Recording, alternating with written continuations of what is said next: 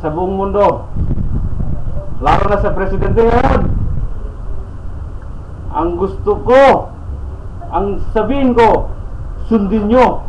Kung hindi, pupugutan ko ang ulo nito.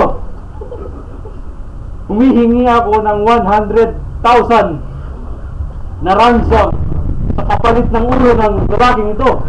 Kung hindi, ngayon mismo makikita nyo sa TV, pupugutan ko ang ulo niya. Di ako nagbibiro.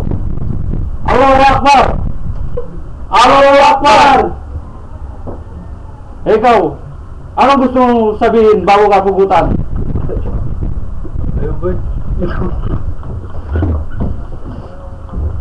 Ano? Di ko maintindihan. Tagkalo mo. Ano? Salita ka!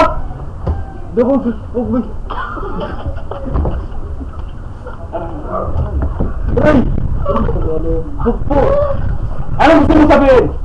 Bago mo pugutan ang ulo mo? Pupo! Manawagan ka kay Sir Presidente. So ngayon, Presidente, makinig ka. Hindi kami nagbibiro. Sabihin ko sa inyo,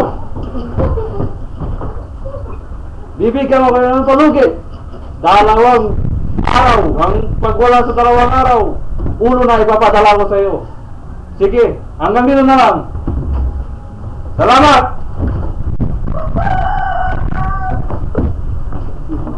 Pugutan mo na!